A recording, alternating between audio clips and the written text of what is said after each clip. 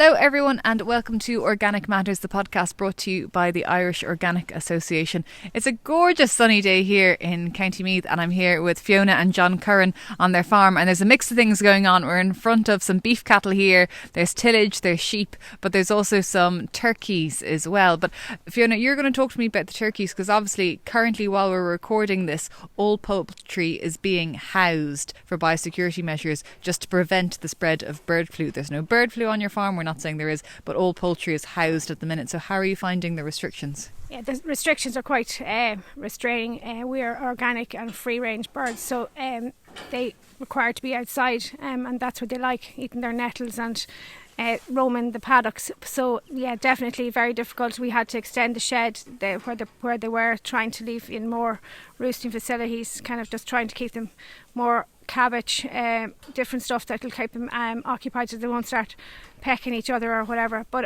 to date we are clear, and hopefully remain that way. Yeah, because obviously I'm guessing they're for the Christmas market, which isn't too far away. Yes, most of our turkeys at the moment are sold. We are at this since 2009-10, so we're quite a number of years. So we have a few contracts built up.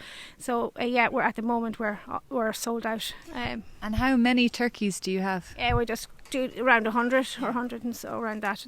Just that's what we do. And do you get the eggs and hatch them yourselves, or how are you managing to get the birds?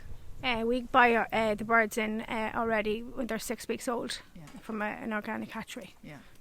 And in terms of, people are usually put off by organic poultry, well, because of the space that's required, but also because of the feed. They say the organic feed is quite expensive. Yeah, the organic feed is definitely expensive, but we're quite lucky in the fact that we will always have some of our own cereal.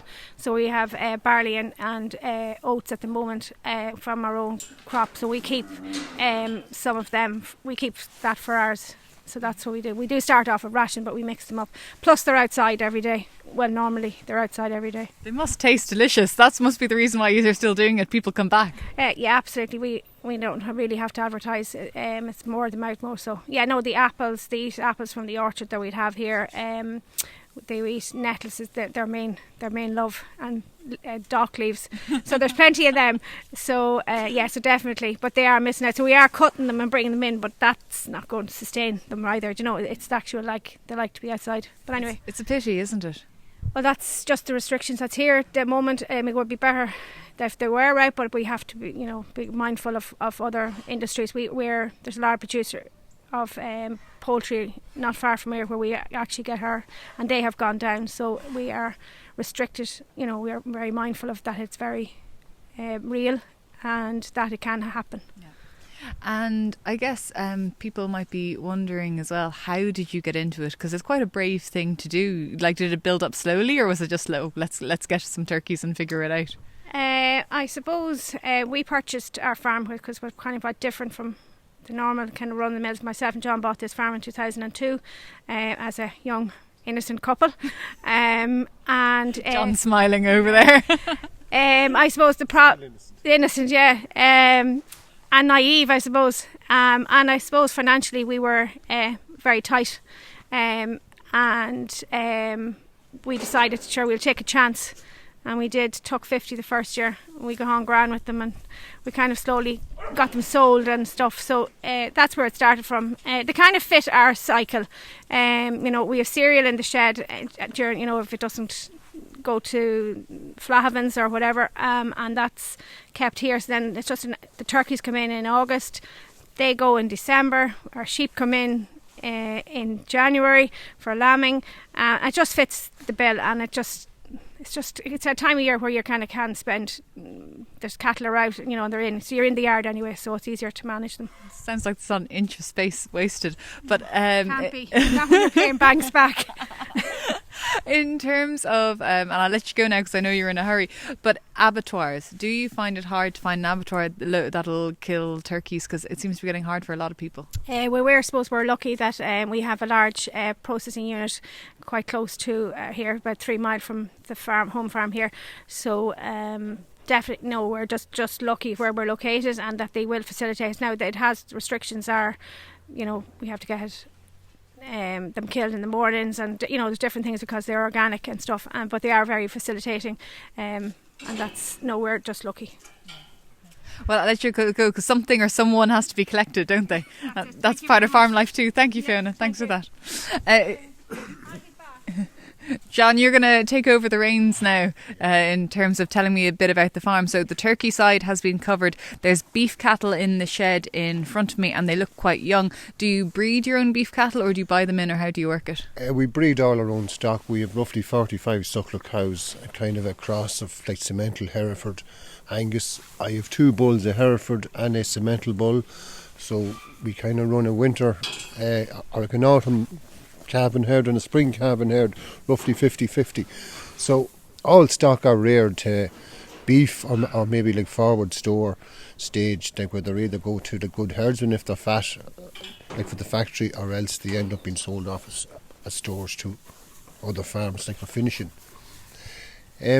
And are you able to use your own meal then as well for finishing if you do the finishing? Yeah, I don't use much meal anymore for finishing because we were doing some winter finishing and it wasn't really paying. It was costing like a lot and even growing like our own grain and that, barley and oats. I just found it was probably better off nearly to sell it than feed it. Yeah. But we do keep a small amount for feeding, but most of the cattle that's finished now, it's finished off grass.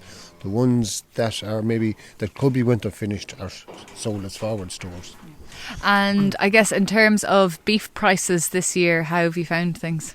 Well, the beef price, as anyone know, or most people know, is the highest it ever has been. There's record beef prices, but the organic price is still the highest we've ever had. But the premium has more or less disappeared. There's no premium anymore. There used to be maybe 20% premium, then it dropped to roughly 10%. But this year with the high prices, the premium virtually is nil. And do you think, are you just kind of willing to accept there's the highs and the lows of, any industry, whether it's organics or conventional, and prices go up and down? Do you think the premium will come back, or are you concerned about competition?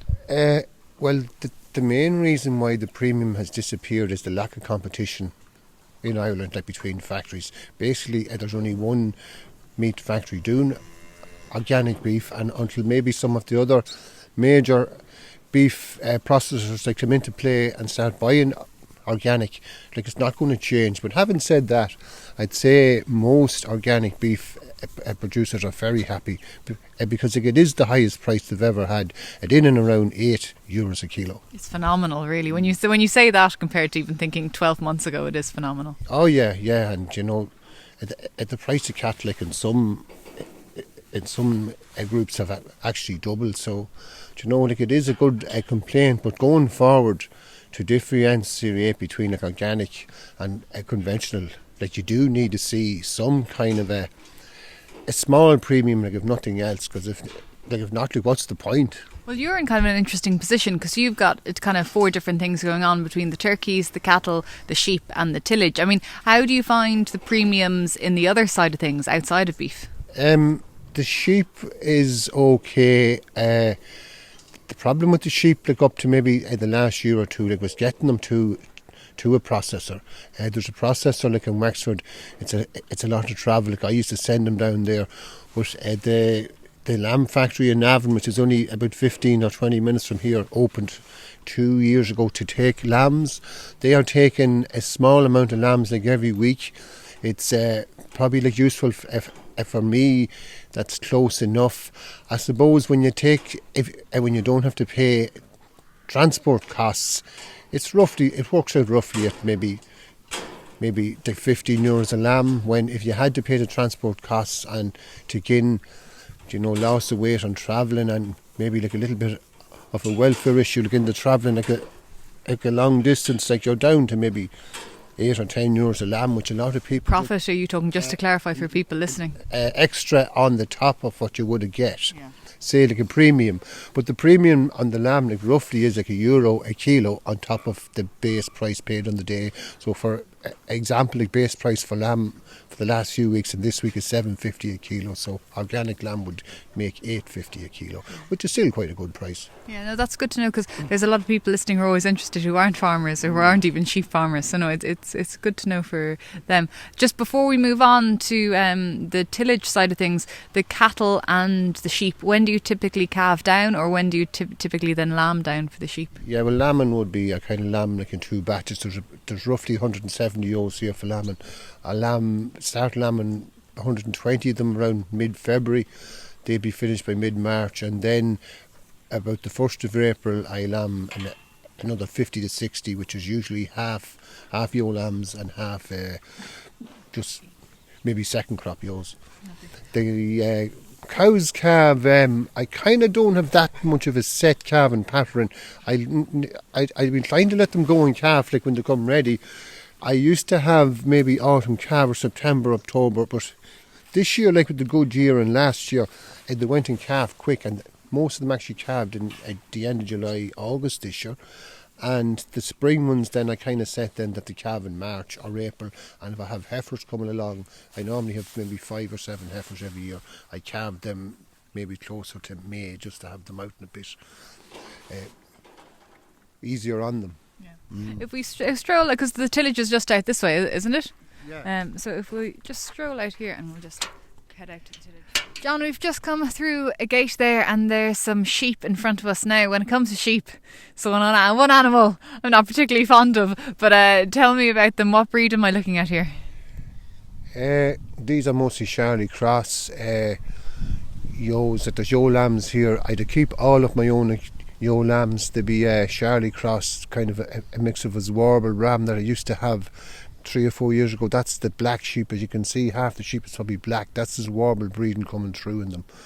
I don't have his warble ram at the moment, but it's something I probably would look to get back into, because his ewes and his offspring are really good for rearing lambs, very good for milk, very good mothers. So all ewes are crossed with the Charlie ram. I find the Charlie the best ram. I've tried it in nearly every breed. They're very easy lamb, they're very quick growing, to kill out well. I just find them they're very good sheep to deal with. Yeah. And typically then when you scan your ewes, how many lambs per ewe are you hoping for? Yeah, well, I don't be looking for a massive crop. If I normally scan around 1.8, which I'm happy with. I could have maybe like 5% triplets on that, which is fine, because I don't like a lot of triplets. Triplets are a lot of work, but you try to maximise doubles, like as many twins as you want, and keep the singles down. But 1.8 I find is a nice crop to work with. You have a good crop of lambs. The lambs are normally stronger and hardier, and as I said already, like you have less triplets and less small lambs. Yeah. And then in terms of your rotations between cattle, sheep, tillage, do the sheep fit in well? Yeah, I find the sheep, that the way that I normally work the sheep is I keep them in small groups. I don't run them all as one big group, especially when the lamb, I tend to put them out in smaller batches of maybe 20 or 30 sheep with the lambs, with some cattle. And I find that maximises maybe the productivity of the cattle and the sheep, and keeps the grass quality good, and as well as that there's not much waste on grass.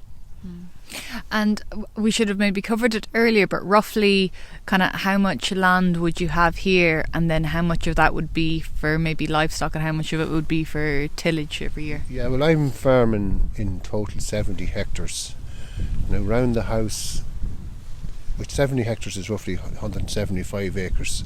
At the yard here I have roughly 45 acres. That leaves a good bit of the land away from the house, which means that when I move stock away in the springtime, I kind of have to plan it that they can stay where they are for the summer and not be moving them around, because I have some land leased maybe 20 miles away, other land rented maybe 10 miles away. So unless you plan very well, there is a lot of moving around. In tillage totally I have 20 acres, which is roughly 8 hectares. I do have, say, 10 acres of winter barley and 10 acres of winter oats. And where are those crops heading? The winter barley, I keep some of that for myself, and some of it goes to like a miller and leash for cattle feed. The oats generally and always goes to Flahavans in Waterford. And have you been happy with your oats and your yields and the barley as well? This year I was more than happy with the barley. It was my first year growing winter barley. I was really happy. Over 2.5 tonnes per acre, like on organic, was exceptional, and price was going around 420 a tonne, which is, like a lot of money compared to conventional. The oats didn't do as well for me this year for some reason. I don't know why, but I normally do have have good crops of oats, like around 2 tonne an acre, and the price this year was quite good at I think it came into 4.32 a tonne, like delivered to Waterford, which when you take the transport cost out of it, kind of takes a bit of the gloss off the price, but it's still not bad. It's still a good price. And I know with the oats, it's usually Husky is the variety, isn't it? Yeah. I'm just wondering with the barley, what kind of varieties are you using? Cassia last year I was bought out of Fruit Hill Farm, which done very well for me, but this year I'm using Orchid simply because Cassia wasn't available. It's a new breed. So like we're looking ahead now, it was sown around the 20th of October and it has established really well. And even with the wet weather last week, I was a bit worried about maybe some of it got flooded, but it seems that the water is gone now and it looks well, so I'd be happy enough with how it started off anyway. Do you have any, I guess, final words of wisdom before we wrap up for anyone who's thinking of doing organic tillage? Yeah, well, organic tillage is not for everyone. The first thing you need is good land. People think that you can grow tillage in any sort of land. You can't. There's a big variation in knowledge between winter and spring crops. Spring crops work well in certain parts of the country. I know here in County Meath the winter crops work best because there's a big weed burden in the spring. So tillage can be tricky. You need a very good contractor who lives beside you and who's willing to do the work for you. Normally in a bad year or a wet year you cannot get the contractor, be it the sower or the combiner, because he's busy doing his own and maybe like the bigger operator. So I would consider maybe people thinking about tillage to have a good long hard think about it, because organic tillage is not that simple of an operation. In a good year it's very good, in a poor year it can be an absolute disaster really. Yeah, and have people lined up ready to help out as well, I think is probably key to that as well. Yeah. You need the contractor. Like, you needn't be going hoping he'll come when you want him. You have to have a good relationship that he will come because you only have a short window. In organic, like the weeds are coming up and the crop is going down, and you just have to be in straight away. And then you need, and another kind of the consideration is that you need somewhere to store it afterwards. A lot of organic farms or livestock, they wouldn't have proper sheds or proper facilities, no dryers, no storage facilities or anything for tillage. And there will be weed seeds in it, and it will need to be looked after and dried and treated and stored properly. Or if not, like, sometimes the work after you get it harvest is a lot more than the work you have getting it to harvest. So it sounds like organic rations can be bought off. Like, there is good dedicated organic tillage growers now who have drying facilities and storage facilities, and the prices might seem high, but when you take it all into consideration, they're probably it could be the cheapest way of getting a good ration. Well, I guess you weighed out, the pros and the cons. Like you said, there's good prices and good crops sometimes, but there's a lot to think about as well. So, John, thank you very much for that. And to Fiona earlier as well, I will thank her as well. But from me, Hannah Quinn-Mulligan, thank you very much for tuning in. You've been listening to Organic Matters, the podcast brought to you by the Irish Organic Association. For more on organics, or even more on any of our old podcasts you might be interested in listening to, you can go to the website www.irishorganicassociation.ie. But thanks very much for tuning in, and we'll be back again in 2 weeks' time.